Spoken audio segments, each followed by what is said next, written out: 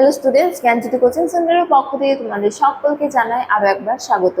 তো স্টুডেন্টস, আজকের ক্লাসে আমরা যে বিষয় নিয়ে আলোচনা করব তা হলো সুহরাবর্দী সম্প্রদায় নিয়ে, অর্থাৎ সুহরাবর্দী সিলসিলা নিয়ে আজকের ক্লাসে আমরা আলোচনা করব। তো আলোচনা শুরু করার পরে তোমাদের বলে রাখি, তোমরা যারা যারা কেইউ অর্থাৎ কল্যাণী ইউনিভার্সিটির অন্তর্গত 4th সেমিস্টারে রয়েছে, তোমাদের যাদের যাদের মেজর হিস্ট্রি রয়েছে তাদের পেপার 5-এর একটি গুরুত্বপূর্ণ টপিক নিয়ে আজকের ক্লাসে আমরা আলোচনা করব। তো আলোচনা শুরু করার পরে তোমার একটা ছোট্ট ইনফরমেশন দিয়ে রাখি যে তোমরা যারা যারা ভাবছো তোমরা এই সেমিস্টারে আমাদের সাথে অনলাইনে যুক্ত হবে, তোমরা স্ক্রিনে দুটো নাম্বার দেখতে পাচ্ছ। এই দুটো নাম্বার হলো 7076398606 এবং আরেকটি হলো 6295916282। তো তোমরা এই দুটো নাম্বারের মধ্যে যে কোনো একটিতে যোগাযোগ করে আমাদের সাথে যুক্ত হতে পারো। এছাড়া তোমাদেরকে একটু কোর্স ডিটেলসটাও বলে রাখি যে তোমাদের যাদের যাদের মেজর কোর্স রয়েছে তোমাদের জন্য যে কোর্স ফিটা রাখা হয়েছে সেটা রাখা হয়েছে 1199 টাকা। এছাড়া তোমাদের যাদের যাদের মাইনর কোর্স রয়েছে তোমাদের জন্য যে কোর্স ফিটা রাখা হয়েছে সেটা রাখা হয়েছে 699 টাকা। তবে বর্তমানে তোমাদের জন্য একটি বিশেষ অফার রয়েছে যে তোমরা কেবলমাত্র 99 টাকা দিয়ে রেজিস্ট্রেশন করার মাধ্যমে পুরো কোর্সটা কিন্তু আমাদের কাছ থেকে পারচেস করে নিতে পারছো।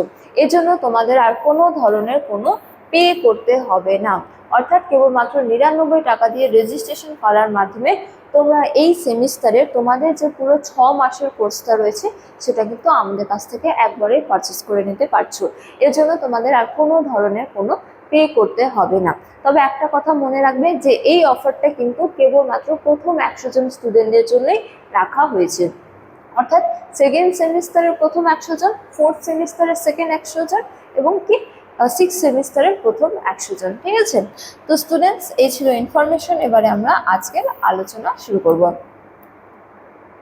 তো আলোচনার বিষয় প্রথমে বললাম যে সুহরাবর্দী সম্প্রদায় নিয়ে। তো দেখো, সুহরাবর্দী সম্প্রদায় বা সিলসিলা সম্পর্কে বলা হয়েছে যে শেখ সিয়াবুদ্দিন সুহরাবর্দী সম্প্রদায়ের প্রতিষ্ঠা ছিলেন।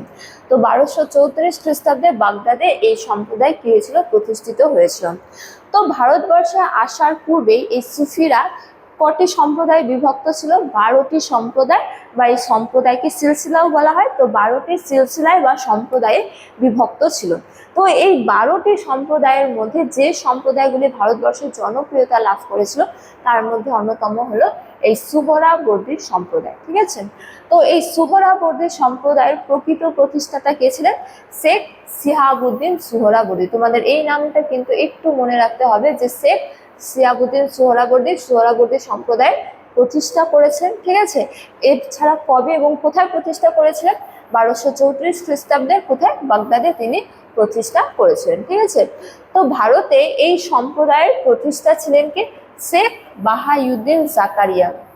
তো তোমাদের এই দুটোই নাম মনে রাখতে হবে যে প্রকৃত প্রতিষ্ঠাতা কে ছিলেন এবং ভারতবর্ষে কে প্রতিষ্ঠা করেছেন। ঠিক আছে?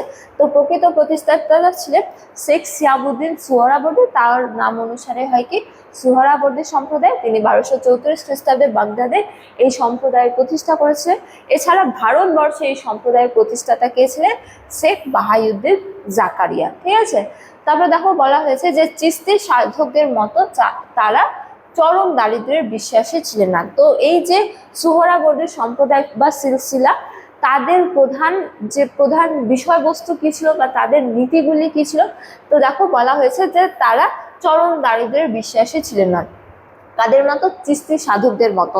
অর্থাৎ চিশতি সম্প্রদায়ের সদস্যরা কি করতো? সহজ সরল জীবনযাপনের বিশ্বাসী ছিল, কিন্তু তারা খুব সহজ সরল জীবনযাপন বা চরম দারিদ্র্যের বিশ্বাসী ছিল না, কিছুটা সচ্ছল জীবনযাপনে তারা কি করতো? বিশ্বাস করতো। ঠিক আছে? এছাড়া বরং পরিমিত ও সচ্ছল জীবনযাপন এবং কি শরীয়তের কঠোর অনুসরণে তারা কি করতো? বিশ্বাসী করতো। তারা একেবারে সহজ সরল বা বলা যায় যে দারিদ্র্যে জীবনযাপনের বিরোধী ছিল। কারা? সুহরাবর্দী সম্প্রদায়ের সদস্যরা বা সুহরাবর্দী সম্প্রদায়ের মূল বৈশিষ্ট্য ছিল কি?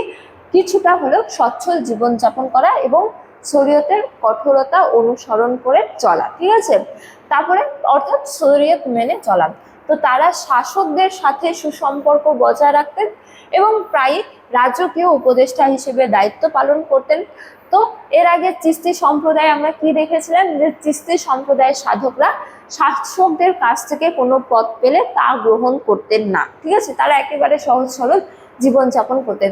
কিন্তু সোহরাবর্দী সম্প্রদায়ের সদস্যরা শাসকদের কর্তৃক দেওয়া পদ গ্রহণ করতেন, ঠিক আছে, বা বলা যায় যে তারা শাসকদের সাথে সুসম্পর্ক বজায় রাখতেন। এছাড়া কখনো কখনো তারা রাজকীয় উপদেষ্টা হিসেবেও কাজ করতেন, অর্থাৎ তারা শাসকদের কাছ থেকে পাওয়া পদ গ্রহণ করতেন, ঠিক আছে, কেননা তারা কিছুটা সচ্ছল জীবনযাপনে বিশ্বাস করতেন। তারপরে দেখো বলা হয়েছে যে পাঞ্জাব, মুলতান এবং কি পূর্ববঙ্গে এই সম্প্রদায়ের জনপ্রিয়তা ছিল। তো এই সম্প্রদায় ভারতবর্ষের কোন কোন অঞ্চলে বিশেষ জনপ্রিয়তা লাভ করেছিল, তো বলা হয়েছে যে পাঞ্জাব, মুলতান এবং কি পূর্ববঙ্গে এই সম্প্রদায় যথেষ্ট জনপ্রিয়তা লাভ করেছিল। এছাড়া বলা হয়েছে যে এই সম্প্রদায়ের কয়েকজন উল্লেখযোগ্য সুফি সন্ত হলেন সদারউদ্দিন আরিফ, ঠিক আছে, এছাড়া কি সৈয়দ জালালউদ্দিন বুখারী প্রমুখগণ, ঠিক আছে। তো এই সম্প্রদায়ের সঙ্গে যুক্ত সদস্যদের নাম তোমাদের একটু মনে রাখতে হবে, যে প্রকৃত প্রতিষ্ঠাতা কে ছিলেন, শেখ সিয়াবুদ্দিন সোহরাবর্দী। ভারতবর্ষে এই সম্প্রদায়ের প্রতিষ্ঠাতা কে ছিলেন, শেখ বাহাউদ্দিন জাকারিয়া। এছাড়া তাদের বাদ দিয়ে যে আরো গুরুত্বপূর্ণ বা জনপ্রিয় সুফি সন্ত ছিলেন তারা হলেন সদারউদ্দিন আরিফ, এছাড়া সৈয়দ জালালউদ্দিন বুখারী, ঠিক আছে। তো এই সম্প্রদায় ভারতবর্ষে যথেষ্ট জনপ্রিয়তা লাভ করেছিল। তো স্টুডেন্টস, এই ছিল সোহরাবর্দী সম্প্রদায় নিয়ে আজকের আলোচনার বিষয়। আজকের আলোচনার ক্লাস এতটাই। তোমাদের ভিডিওটি ভালো লেগে থাকলে অবশ্যই ভিডিওটি লাইক করে বন্ধুদের সঙ্গে শেয়ার করো। তো আজকের আলোচনার ক্লাস এতটাই। তোমাদের সাথে দেখা হবে পরবর্তী ক্লাসে। ততক্ষণ তোমরা সকলেই ভালো থাকো, সুস্থ থাকো। Thank you.